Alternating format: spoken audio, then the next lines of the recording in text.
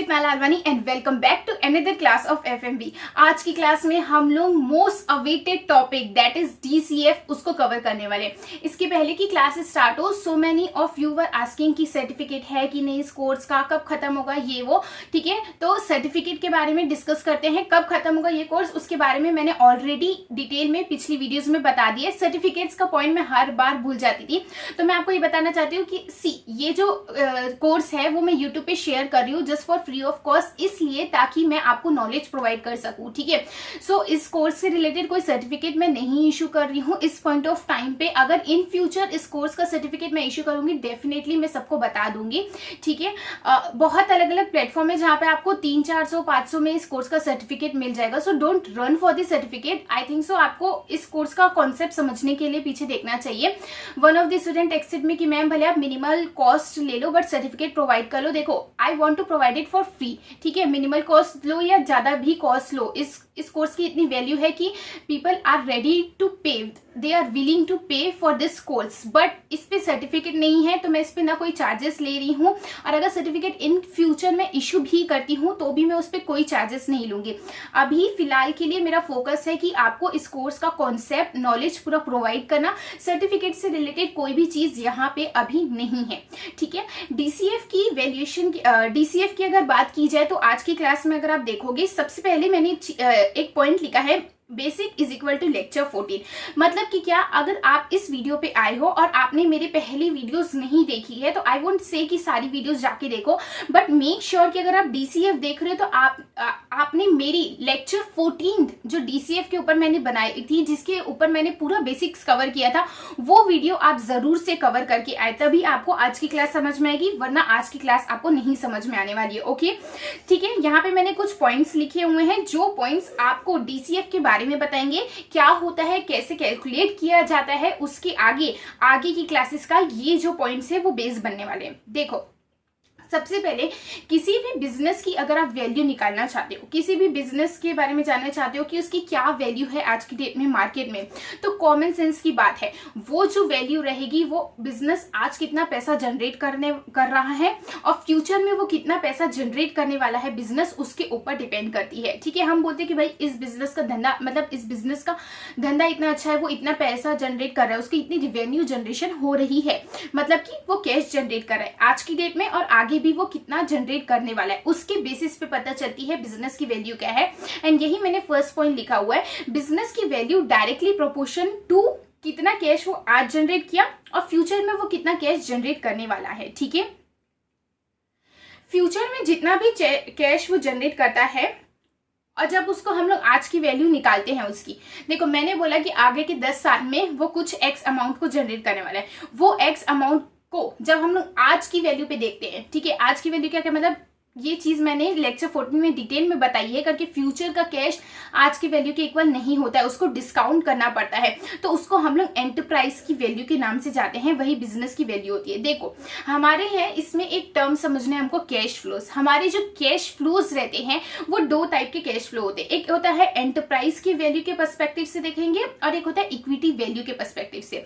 जब आप एंटरप्राइज की वैल्यू निकाल रहे हो तो free cash flow to the firm को कंसिडर किया जाता है। ठीक है, और अगर आप इक्विटी की वैल्यू निकाल रहे हो तो free cash flow for equity को ही सिर्फ कंसिडर किया जाता है। ये चीज अभी सुनने में थोड़ी ट्रिकी और उतनी समझ में नहीं आ रही है, आगे जैसे बढ़ेंगे तो आपको ये चीज समझ में आ जाएगी।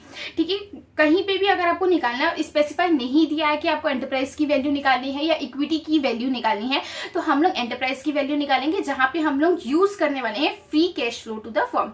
ठीक है, देखो अब क्या होता है एंटरप्राइज की वैल्यू, मतलब कि क्या होता है, जब आप पूरी एंटरप्राइज की वैल्यू निकाल रहे हैं, सिर्फ इक्विटी शेयर होल्डर्स की नहीं, डिबेंचर्स की भी निकाल रहे, बॉन्ड्स की भी निकाल रहे, सारी लायबिलिटीज का इंक्लूड करके निकाल रहे हैं और उसके बेसिस पे एंटरप्राइज की वैल्यू निकाल रहे हैं, तो वो हमारा इस बेसिस पे आएगा।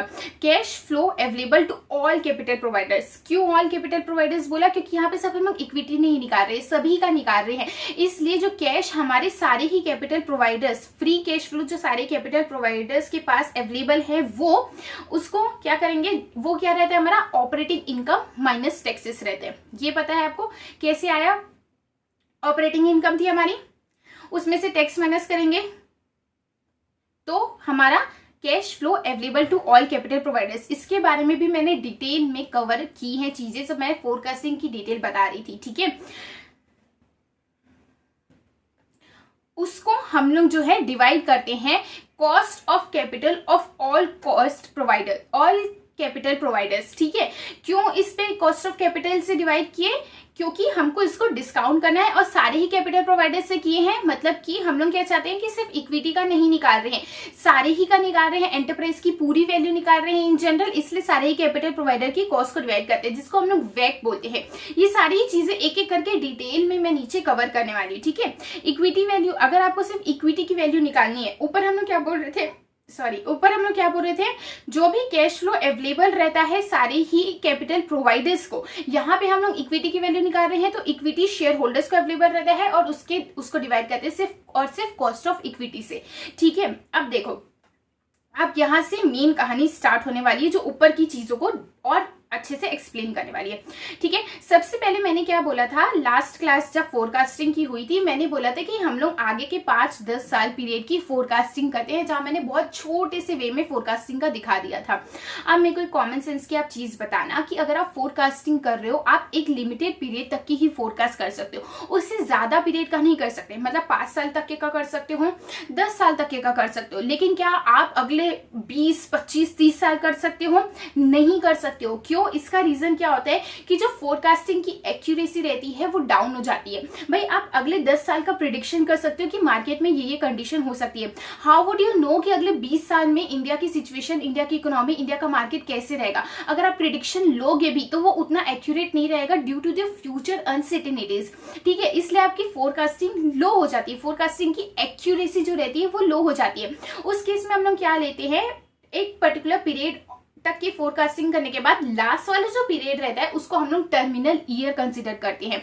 मतलब हम लोग उसको एक ऐसा ईयर मानते हैं कि जहां पे एज्यूम करते हैं कि कंपनी का जो कैश फ्लो है वो स्टेबल हो गया है, मैच्योरिटी जो रहती है वो उस स्टेज पे पहुंच गई, कंपनी मैच्योरिटी की स्टेज पे पहुंच गई है और कंपनी की ग्रोथ जो है वो स्लो डाउन हो गई है।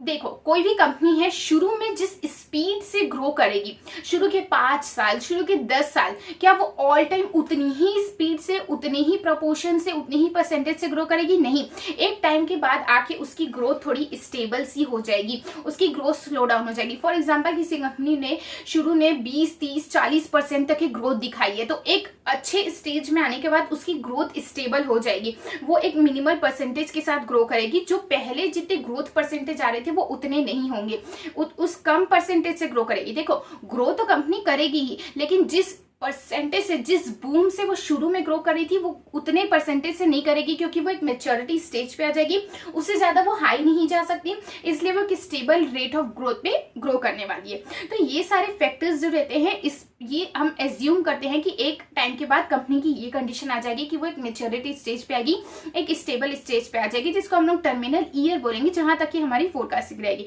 टर्मिनल ईयर के लिए जो रहता है, हम लोग टर्मिनल वैल्यू निकालते हैं, and that is very important. अब ये चीज जो रहेगी वो पूरे डीसीएफ का आगे का पूरा बेस आपका बन के चलेगा। देखो, टर्मिनल ईयर, देखो 5-10 साल की फोरकास्टिंग तो आप यूं ही कर सकते हैं। मेन हो जाता है आपका इंपॉर्टेंट टर्मिनल वैल्यू निकालना, ठीक है। वो कैसे निकालते हैं, हम लोग गॉर्डन्स ग्रोथ मॉडल का इस्तेमाल करेंगे। देखो, कभी भी आप गॉर्डन्स ग्रोथ मॉडल का, आपको फॉर्मूला शायद पता होगा अगर आप लोगों ने पढ़ा होगा एफएम वगैरह में, तो क्या होता है, जब हम लोग फ्री कैश फ्लो को डिवाइड करते हैं, उस पर्टिकुलर ईयर का फ्री कैश फ्लो, ठीक है, डिवाइडेड बाय 1 प्लस वेक to the power number of years जितने हुए, ये फॉर्मूला होता है हमारा गॉर्डन्स ग्रोथ मॉडल का। इसको डिटेल में समझने की जरूरत नहीं है, मैं इसको आपको एक्सप्लेन करती हूँ, ठीक है। मान के चलते हैं कि हमारा 5th ईयर जो है वो लास्ट ईयर है। यहाँ पे जब मैं बोल रही हूँ ना कि अगले 5-10 साल की फोरकास्टिंग करेंगे, उसके बाद टर्मिनल ईयर मान लेंगे, तो ये जो 5-10 साल वाला ईयर का फोरकास्टिंग रखते हैं उसको हम लोग बोलते हैं एक्सप्लिसिट फोरकास्ट पीरियड, ठीक है। एक्सप्लिसिट फोरकास्ट पीरियड आ गया, तो मान के चलते कि हमारा 5th year is the last year है एक्सप्लिसिट फोरकास्ट पीरियड का। उसके बाद 6, 7, 8, 9 एंड नंबर ऑफ ईयर से एन तक के है, ठीक है। तो इसके लिए क्या करना रहेगा, आप यहाँ पे कलरफुल वाला फॉर्मूला दिख रहा है, this is a final formula जो हमारा आएगा। सिंगल ईयर का निकालेंगे तो आप देख सकते हो ब्लैक साइड में लेफ्ट पे लिया हुआ है financial free sorry, free cash flow 6th year का डिवाइडेड बाय 1 प्लस वैक to the power 6 years complete हुए, प्लस वैसी 7 ईयर का प्लस nth ईयर का। तो इसके लिए आपको क्या करना है, ऐसे क्या 8 9 10 लगातार करते जाएंगे एक एक का, नहीं, इसके लिए फॉर्मूला आता है free cash flow 5th year का, उसको मल्टीप्लाई हम लोग करेंगे 1 प्लस जी, डिवाइड करेंगे उसको हम लोग WACC से माइनस जी। अब ये क्या होता है एक एक करके समझो। देखो फ्री कैश फ्लो तो आप समझ गए, और अब ऊपर आओ। अब देखो यहाँ पे आपको दिखेगा, जब मैंने बोला कि हम लोग एंटरप्राइज की वैल्यू निकाल रहे हैं या हम लोग इक्विटी की वैल्यू निकाल रहे हैं, जब भी आप एंटरप्राइज की वैल्यू निकाल रहे हैं उस केस में आप लोग cash flow available to all capital providers जो रहता है उसको कंसिडर करेंगे।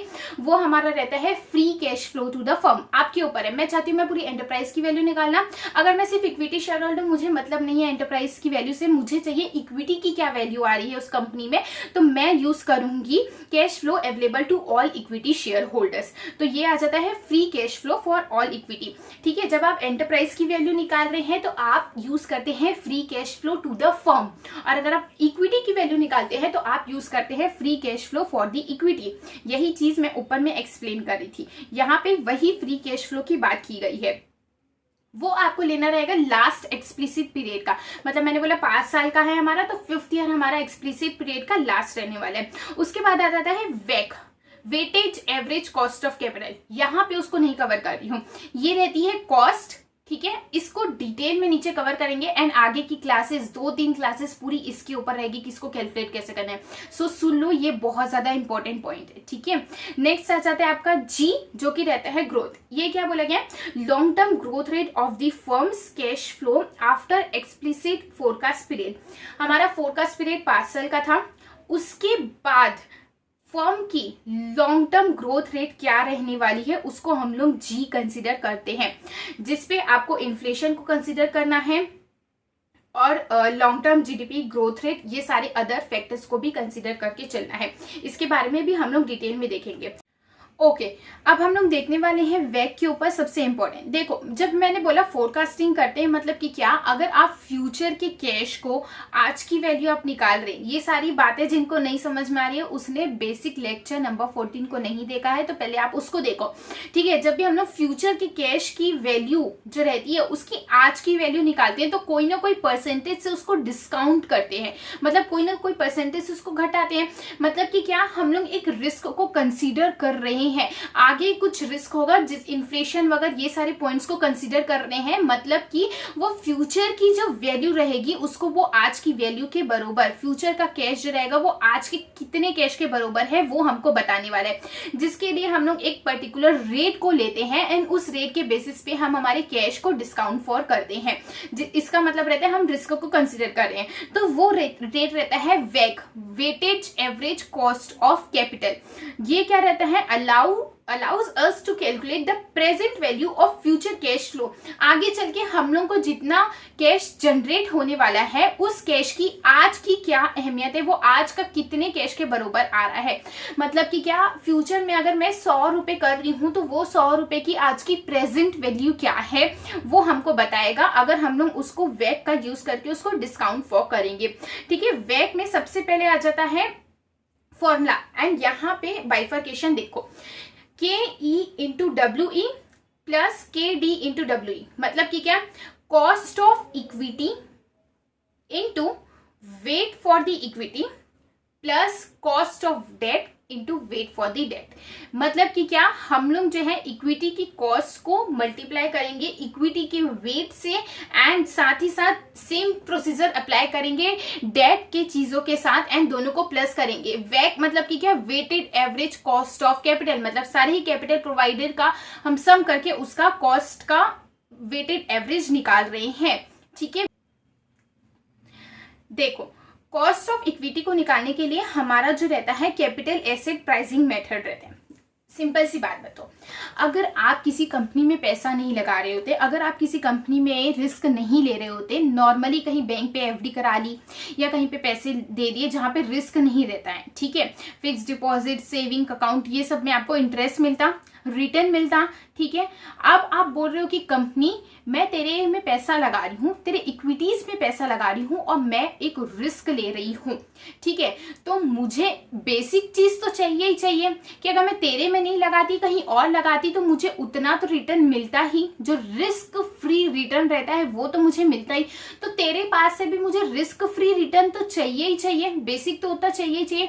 उसके अलावा क्योंकि मैं तेरे में पैसा लगा रही हूँ और मैं रिस्क ले रही हूँ तो मुझे इक्विटी रिस्क प्रीमियम भी चाहिए, जिसको हम लोग ईआरपी बोल रहे हैं। मतलब कि क्या, मतलब कि मुझे एक्स्ट्रा प्रीमियम चाहिए, एक्स्ट्रा रिटर्न चाहिए, क्योंकि मैं रिस्क ले रही हूँ। अगर मैं तेरे में रिस्क नहीं ले रही होती, मैं कहीं और पे पैसा लगा रही होती, चाहे वो बैंक की एफडीज हो, सेविंग अकाउंट्स हो या गवर्नमेंट, कहीं पे भी कुछ भी आप लगा रहे होते, वहां पे आपको रिस्क नहीं होता तो उतना रिटर्न मिलता, तो आप बोले उतना तो मुझे देगा ही तो देगा, बेसिक तो तुझे देना ही पड़ेगा। क्योंकि तेरे में मैं पैसा लगा रहा हूँ, इक्विटी में पैसा लगा रही हूँ, रिस्क ले रही हूँ, तो साथ साथ मुझे रिस्क पे, अपने रिस्क पे भी प्रीमियम चाहिए। तो बोला, कंपनी ने बोला ठीक है। तो सबसे पहले क्या बोला, risk free rate of return, the rate of return an investor would expect from our financial security with zero default risk. मतलब कि क्या, इतना रेट ऑफ रिटर्न जो इन्वेस्टर को बिना रिस्क के मिलने वाला है। Most practitioners use 10-year government bond yield to approximate this measure. मतलब कि क्या, जब इस risk free rate of return को निकाला जाता है तो किसके बेसिस पे निकालोगे भाई? इस बैंक की एफडी का जो रेट है वो 7% है, इस बैंक की एफडी का रेट है वो 6% है, तो मैं risk free rate of return 7 लू कि 6 लू। इस केस में मोस्ट प्रैक्टिशनर्स क्या करते हैं, गवर्नमेंट बॉन्ड जो रहते हैं उसका 10 ईयर का अप्रोक्सीमेट करके risk free rate of return निकालते हैं। मतलब कि ये रिस्क फ्री रेट रिटर्न है, मतलब इस अगर इस ऐसी सिक्योरिटी पे हम लोगों ने पैसा लगाया जिस पे रिस्क नहीं है, उस पे इतना तो रिटर्न मिलेगा, तो भाई इक्विटी शेयर होल्डर को तो इतना तो देना ही पड़ेगा। उसके ऊपर क्योंकि उन्होंने रिस्क लिया है तो हम लोगों को उसको देना पड़ेगा, plus equity risk premium, the average expected return minus risk free rate of return. मतलब कि क्या, इतना मैं एवरेज एक्सपेक्ट कर रही हूँ रिटर्न, उसमें से आप रिस्क फ्री रेट को, रिटर्न को माइनस कर दोगे तो आपका रिस्क प्रीमियम आ जाएगा। ठीक है, इक्विटी रिस्क प्रीमियम आ जाएगा, ये चीज आपको बोली गई है। अब देखो नेक्स्ट आ जाता है मल्टीप्लाई बाय बेटा। बेटा से रिलेटेड आप थ्योरेटिकल बेसिस पे देखोगे ना तो वो बोलेगा 1 है तो मार्केट जितना है वॉलेटाइल, जितनी मार्केट वॉलेटाइल है उतना ये भी वॉलेटाइल है, लेस देन 1 है तो ये कम वॉलेटाइल है as compare to market, more than 1 है तो ये सारी फालतू चीजें। मैं आपको बेसिक सबसे इंपॉर्टेंट चीज बताती हूँ। बेटा मतलब कि ये थ्योरेटिकल पार्ट पे मत जाओ, जो रियल वर्ल्ड में बेटा मतलब कि क्या होता है कि कंपनी को अभी तक हम लोगों ने क्या बोला कि मेरे को रिस्क फ्री तो चाहिए, ऊपर से मैं रिस्क ले रही हूँ तो मुझे इक्विटी रिस्क प्रीमियम ईआरपी चाहिए। अब तू सुन, कंपनी, तेरी कंपनी में किसी और कंपनी से कुछ परसेंटेज रिस्क ज्यादा है। ठीक है, फॉर एग्जाम्पल अगर मैं तेरी कंपनी में पैसा लगा रही हूँ, तेरी कंपनी थोड़ी ज्यादा रिस्की है as compare to other company, तो उस परसेंटेज का भी मुझे हिस्सा चाहिए। मतलब कि मैं और थोड़ा एक्स्ट्रा पैसा लगा रही हूँ तेरी पर्टिकुलर कंपनी में इन्वेस्ट करके। होती है ऐसी कंपनियां, प्रोडक्ट्स के ऊपर डिपेंड करता है, जो उसका मार्केट जो रहता है वो ज्यादा रिस्की रहता है as compare to other companies in the market. तो मतलब कि क्या, उस पर्टिकुलर स्पेसिफिक कंपनी में बाकी कंपनियों के कंपैरिजन में हल्का सा रिस्क ज्यादा आ रहा है, तो उसको हम लोग बेटा बोलते हैं। आप जिस कंपनी में पैसा लगा रहे हैं उसमें -% ऑफ रिस्क ज्यादा है as compare to average Indian company. ठीक है, तो इसलिए मुझे इतना और प्रीमियम के रूप में, इतना और रिटर्न के रूप में चाहिए, वो हमारा बेटा होता है। इसलिए हम लोग ईआरपी को बेटा से मल्टीप्लाई करते हैं एंड उसको फिर प्लस करते हैं। ईआरपी एक्स्ट्रा भी है, बेटा भी हमारा एक्स्ट्रा है, उन दोनों को मल्टीप्लाई करते हैं एंड फिर हमारे risk free rate of return से प्लस करते हैं। अगर बेटा की थ्योरेटिकल पॉइंट को पढ़ना है तो वो क्या लिखा हुआ है, shows us how a financial security is correlated with the financial return of the rest of the market. ठीक है, जब हम लोग सिक्योरिटी का कोवेरिएंस को मार्केट की सिक्योरिटी वेरिएंस से डिवाइड करते हैं तो हमारा बेटा आता है। अगर वो 1 के इक्वल आ रहा है तो मतलब जितना मार्केट में चेंजेस होगा उतना आपका वॉलेटाइल आपकी कंपनी का भी रहने वाला है। कंपनी जो रहता है, अगर बेटा जो है वो 1 से कम आ रहा है तो वो कंपनी लेस वॉलेटाइल है मार्केट से। अगर मार्केट में ज्यादा चेंजेस आ रही हैं तो कंपनी में थोड़े कम चेंजेस आएंगे। 1 आ रहा है मतलब जितने चेंजेस मार्केट में आ रहे हैं उतना ही सेम वॉलेटिलिटी कंपनी में भी दिखने वाली है। अगर 1 से ज्यादा है मतलब मार्केट में हल्का से चेंजेस हुआ, कंपनी में बहुत ज्यादा चेंजेस हुए। ये थ्योरेटिकल पार्ट है, बट एक्चुअल चीज यही है करके हम लोग बोले एक एवरेज इंडियन कंपनी से ज्यादा रिस्क तेरी पर्टिकुलर कंपनी में है किसी पॉइंट ऑफ टाइम। हाँ, एक एवरेज इंडियन कंपनी से ज्यादा रिस्क तेरी कंपनी में है, due to the product, due to the market, due to the industry, whatever is the reason. तो उस पर्टिकुलर परसेंटेज को हम लोग बेटा के रूप में कंसिडर करते हैं। ठीक है, बेटा जो रहता है रिस्क का मेजर रहता है। देखो ऊपर मैंने बोला कि रिस्क के ऊपर बात की गई है, तो बेटा आपका रिस्क का मेजर रहता है। ठीक है, ये अनसिस्टमेटिक रहता है क्योंकि कंपनी के ऊपर स्पेसिफिक रहता है ना। यहाँ पे हम लोगों ने बोला कि तेरी कंपनी में ज्यादा है risk as compare to other Indian company, हो सकता है कम भी हो, तो कम होगा तो बेटा भी कम जा सकता है। ठीक है, अब ये जो हम लोगों ने बोला कि भाई ये हम लोग रिस्क निकालते हैं, तो क्या ये हम लोगों ने कॉस्ट ऑफ इक्विटी निकाली। ठीक है, तो क्या एक एक शेयर होल्डर के पास जाएगा कि भाई तू अपना बता, तेरा रिस्क, तेरा आरएफ क्या होगा, रिस्क फ्री रिटर्न क्या होने वाला है तेरा। ठीक है, उसके बाद कंपनी में से पूछे कि ठीक है तुमने रिस्क फ्री तो तुम इतना लोगी, तुम मुझसे प्रीमियम कितना लोगी, तुम मुझसे बेटा कितना लोगी। क्या ये एक एक शेयर होल्डर से कंपनी पूछेगी? नहीं। तो किसके परसेप्शन से, किसके पॉइंट ऑफ व्यू से जो है कंपनी जो रहती है अपना कॉस्ट ऑफ इक्विटी को निकालती है। इस पे क्या बोला गया है, number of share to influence plus willing to trade. देखो इतने नंबर ऑफ शेयर्स जो इन्फ्लुएंस कर सकते हैं उस कॉस्ट को और ट्रेड भी करना चाह रहे हैं। फॉर एग्जाम्पल मुकेश अंबानी के पास नंबर ऑफ शेयर्स तो हैं रिलायंस के, पर क्या वो विलिंग टू ट्रेड है? नहीं है, तो उनके बेसिस पे कॉस्ट ऑफ इक्विटी नहीं आएगी।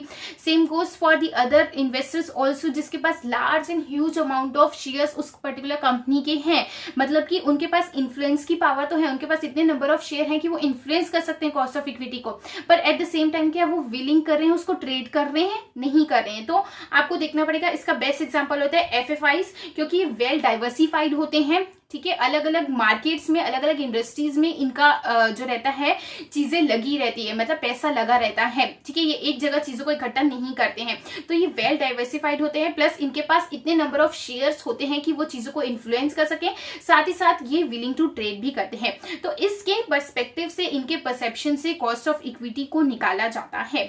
ठीक है, क्यों कॉस्ट ऑफ इक्विटी निकाल रहे हैं? ताकि हम लोग उसको वेट ऑफ द इक्विटी से मल्टीप्लाई करेंगे, प्लस करेंगे cost of debt into weight of the debt, उससे हमारा वैक आएगा। वैक का परसेंटेज हमको पता चलेगा, उसके बेसिस पर हम लोग फ्यूचर की कैश फ्लो की आज की प्रेजेंट वैल्यू निकालेंगे एंड हमारा डीसीएफ तभी हो पाएगा। ठीक है, उसके बाद आ जाता है आपका cost of debt. Cost of debt के बारे में डिटेल में समझेंगे। ओके, नेक्स्ट आ जाता है कॉस्ट ऑफ डेट के ऊपर। देखो हम लोगों ने बॉन्ड वगैरह लिया, ठीक है। अब मेरे को बताओ बॉन्ड के क्या सामने परसेंटेज दिए रहते हैं, डिबेंचर्स के सामने परसेंटेज दिए रहते हैं कि वो कितने परसेंटेज ऑफ डिबेंचर्स हैं। अगर आप लोगों ने थोड़ी सी भी आपको नॉलेज होगी बॉन्ड्स, डिबेंचर्स, डेट के ऊपर, तो उसका आप लोग नाम तो इतना सुना ही होगा। अगर आप फाइनेंस की फील्ड से नहीं भी हो तो भी आपको इतना तो पता होगा कि 9% डिबेंचर्स, 12% डिबेंचर्स, ये सारी चीजें बोलती थी। ठीक है, तो आप क्या कॉस्ट ऑफ डेट को 12%, 9% ले लेंगे और बोल देंगे कि भाई ये वाली कॉस्ट ऑफ डेट है। ठीक है, क्योंकि डिबेंचर्स का दिया हुआ है 12% डिबेंचर्स, मतलब कि 12% उसकी कॉस्ट है, फिक्स रहती है, अपने को पता है। ठीक है, तो 12% कॉस्ट को कंसीडर किया, उसके बेसिस पे एनपीवी निकाला, आपका एनपीवी पॉजिटिव आ गया। क्या इस बेसिस पे आप जाएंगे? बिल्कुल भी नहीं जा सकते। क्यों? क्योंकि जिस पर्टिकुलर ईयर में आप लोगों ने उस डिबेंचर्स को लिया होगा, उस पर्टिकुलर ईयर में हो सकता है कि उसकी कॉस्ट ये परसेंटेज होगी। या बॉन्ड्स का ले लो आप, ठीक है, डिबेंचर्स का तो फिर भी फिक्स रहता है, बॉन्ड्स का ले लो। ठीक है, उस ईयर में 2019 का ले लेते हैं हम लोग, मान लो कि 9% बॉन्ड का रेट था। ठीक है, अब 2024 में क्या उसका सेम परसेंटेज रहने वाला है? नहीं, उसका परसेंटेज चेंज रहेगा। अगर आप लोगों ने पिछले के बेसिस पे 9% के बेसिस पे आप लोगों ने एनपीवी निकाल दी, उसकी एनपीवी पॉजिटिव आ गई, आप लोगों ने मॉडल प्रिपेयर कर लिया और बोल दिया कि भाई you can accept the project. अब ये एनपीवी वाले अगर बात नहीं समझ में आ रही है, वापस बेसिक लेक्चर 14 में जाओ। ठीक है, तो you can accept the project, बोल दिया है। फिर बाद में आप जब मार्केट में गए तब आप बोले 9% बॉन्ड, तब आपको पता चलेगा कि भाई उस समय 9% पे ये बॉन्ड जो था मिलता था, अभी 2024 चल रहा है, अब इसका ये रेट नहीं है। तो आपका जो कॉस्ट ऑफ डेट रहता है वो हमेशा फॉरवर्ड लुकिंग रहेगा कि आज की डेट पे उस पर्टिकुलर जो डेट आप लोगों ने पहले लेके रखा है, पिछले कुछ सालों में लेके रखा है, उसका आज क्या कॉस्ट रहने वाला है। ठीक है, इसके ऊपर पूरी डिटेल में प्रैक्टिकली शीट पे परफॉर्म करके हम लोग उसको निकालने वाले हैं। तो यहाँ पे आपका चीज जो रहती है वो खत्म होती है, जो कि आपकी थ्योरेटिकल पार्ट थी। ठीक है, 2 मिनट क्लास में बने रहना, प्लीज बंद मत करना। नेक्स्ट क्लास से रिलेटेड एक बहुत इंपॉर्टेंट चीज को बताने वाली हूँ। अभी तक के हम लोगों ने क्या देखा कि हम लोग डीसीएफ के बारे में देख रहे थे। हम लोगों ने बोला कि डीसीएफ मतलब क्या, डिस्काउंटेड कैश फ्लो, मतलब कि हम लोग उसके थ्रू एनपीवी निकालने वाले हैं, नेट प्रेजेंट वैल्यू निकालने वाले हैं। हम पता चल पाएगा कि क्या किसी प्रोजेक्ट को एक्सेप्ट करना चाहिए या नहीं करना चाहिए। अगर आप उसको डिस्काउंट करना चाहते हो किसी भी कैश फ्लो को, तो उसको एक पर्टिकुलर रेट से डिस्काउंट करना है। एंड वो रेट क्या रहने वाला है, आपका वेक, weighted average cost of capital. अब वेक कैसे निकालोगे, सबसे इंपॉर्टेंट, आगे हो सकता है 1 क्लास, 2 क्लास या 3 क्लासेस भी जा सकती है।